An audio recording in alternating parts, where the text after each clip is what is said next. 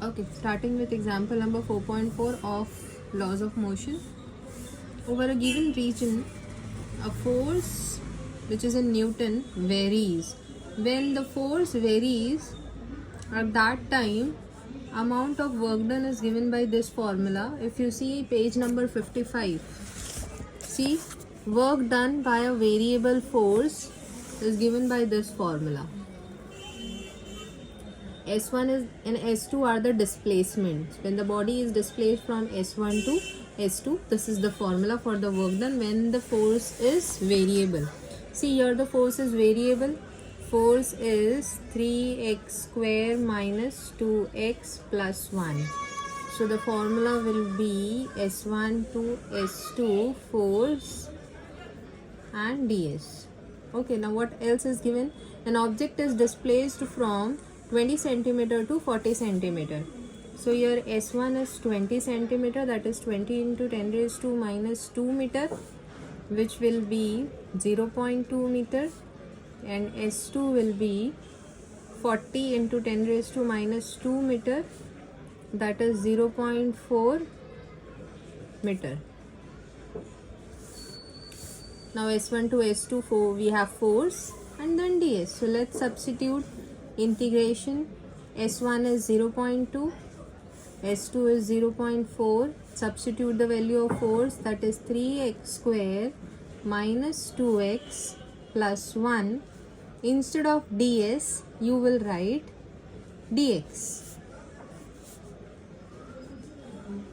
Why you will write dx over here? Because here in the value of force all the variables are x. So here instead of ds you will write dx. Now why dx?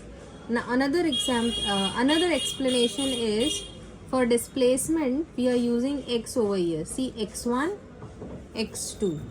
So instead of s1 the formula will be x1 to x2 force dx.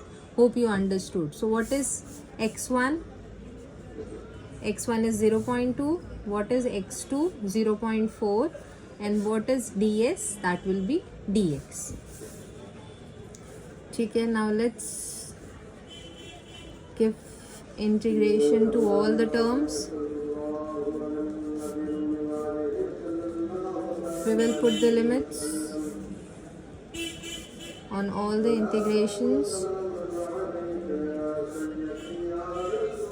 3x square integration 3x square dx, integration minus 2x dx, integration plus 1 dx. We have just opened the bracket. Then 3 as it is, x square का integration होगा x cube upon 3 minus 2 बाहर, square bracket डालो. x का integration क्या होगा? 2 upon 2 plus, यहाँ कुछ भी नहीं है तो यहाँ पर आएगा x. अब ये इंटीग्रेशन होता कैसा है ना? एक्स स्क्वायर का integration x 2 plus 1 upon 2 plus 1 कितना है? 3. एक्स क्यूब का integration x 3 plus 1 upon 3 plus 1 कितना होता है? 4. तो देखो एक्स स्क्वायर का इंटीग्रेशन हम लोग ने किया, क्या हुआ? x raise to 3 upon 3. यहाँ पर सिर्फ x है, मतलब पावर में क्या है? 1. 1 प्लस 1 2, तो एक्स स्क्वायर अपॉन 2. यहाँ कुछ नहीं है, 1 है सिर्फ, तो यहाँ पर सिर्फ सिंगल एक x आएगा. ओके, नाउ ये लिमिट्स पुट कर देते हैं. 0.2, 0.4, 0.2, 0.4. Now this 3 and this 3 will cancel, this 2 will cancel. Now x में 0.4 माइनस 0.2, मतलब x की जगह पे अपर लिमिट पुट करेंगे फिर लोअर लिमिट पुट करेंगे. ऐसे पहले x की जगह पे मैं अपर लिमिट पुट करती हूँ. 0.4 क्यूब माइनस 0.2 क्यूब, ये हो गया. अब ये माइनस, अब x की जगह पे 0.4 फिर 0.2, तो x की जगह पे 0.4 पुट करो. 0.4 एक्स स्क्वायर है ना, तो 0.4 का स्क्वायर माइनस, अब ये x की जगह पे 0.2 दैट इज़ लोअर लिमिट, 0.2 उसका स्क्वायर प्लस ये x की जगह पे पुट करो 0.4 माइनस फिर ये 0.2 पुट करो, मतलब upper limit minus lower limit. देखो अपर लिमिट पुट किया फिर लोअर लिमिट पुट किया और बीच में माइनस, तो यहाँ ये क्या हो गया 0.4, ये पूरा ब्रैकेट ओपन कर दूँ तो ये हो गया 0.4 का क्यूब माइनस 0.2 का क्यूब माइनस प्लस माइनस 0.4 का स्क्वायर माइनस माइनस हो गया प्लस 0.2 का स्क्वायर प्लस 0.4 माइनस 0.2 इज़ 0.2। अब ये सबका स्क्वायर करते हैं, अब क्यूब करते हैं। 4 का क्यूब क्या होगा, 4 4 16, 16 4 64, तो ये आएगा 64।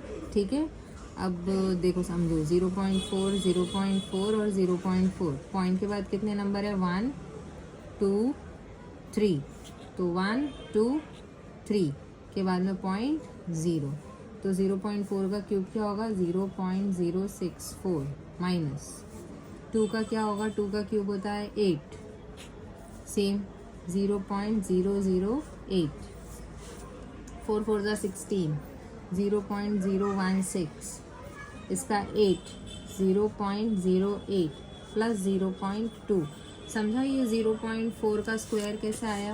अब 0.4 और 0.4 का स्क्वायर कैसे निकालेंगे, दो बार मल्टीप्लाई ना, 4 4 16 हमको पता है, एक नंबर दो नंबर, पॉइंट के बाद दो नंबर 0.16, सॉरी 0.16। अब 0.2 का देखते हैं, 0.2 0.2 0.2, तो कितने नंबर हो गए, 2 2 4 4 2 8, कितने नंबर हो गए पॉइंट के बाद 1 2 3, 1 2 3 के बाद पॉइंट, देखो 0.08। उसी तरीके से मैंने सबके लिए किया है। Now what you will do, you will subtract this numbers. Let's subtract 0.064 minus 0.008 minus 0.16। ठीक है, ये तीनों सब्ट्रैक्ट करने थे, तीनों एक साथ नहीं सब्ट्रैक्ट कर सकती मैं।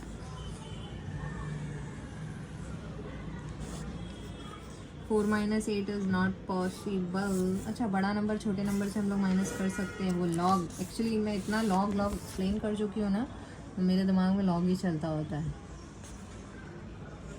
ठीक है, मैं वापस लिख दूँ 0.064 माइनस 0.008, सब्ट्रैक्ट करते हैं, ये हो गया 5, 14 में से 8 निकाला तो यहाँ पर आएगा 6, 5 0.056, ये दोनों नंबर का काम ख़त्म। उसमें से माइनस करेंगे 0.16, यहाँ पर आएगा 0, 6 माइनस 0 इज 6, अभी यहाँ पर बॉल 0.056 और ये 0.16, तो बड़ा नंबर ऊपर 0.16 माइनस 0.056, यहाँ 0 बराबर ना, ये दोनों को, अरे बाबा ये दोनों को माइनस किया तो 0.056 आया, माइनस 0.16 प्लस 0. ये दोनों को प्लस कर दो, 0.08 0.2 तो हो गया 0.28, राइट। अभी ये दोनों को माइनस करते हैं, प्लस माइनस माइनस, तो 0.16 बड़ा है ना, इसलिए उसको ऊपर रखा, तो इसको कर देंगे 5, 10 माइनस 6 इज़ 4, 0 1, 0.104, 0.104, बड़ा नंबर कौन है, ये वाला, तो उसकी साइन आएगी यहाँ पर। ये दोनों का हो गया plus 0.28, plus minus is minus, कौन बड़ा है, यहाँ 0.2 है, यहाँ 0.1 है, तो ये बड़ा है, 0.28 माइनस 0.104, सब्ट्रैक्ट करो, ये हो गया 7, 10 में से 4 निकाला 6, 7 1, 0.176, 0.176, work done comes in Joule. So this is the answer. The answer in your textbook is 0.136. Where I made mistake is 0.2 का square is 0.04. So it will be 0.24. That's it. So when you subtract this 2, that is instead of 8 here I'll have 4. So instead of 7 this will become 3. So here I'll have 3. 0.136. So the answer in your textbook is right. You understood? When I'll write 4 over here, I'll borrow 4 from here. So this will become, when I'll borrow from 4 it will become 3 and I'll have 1 over here.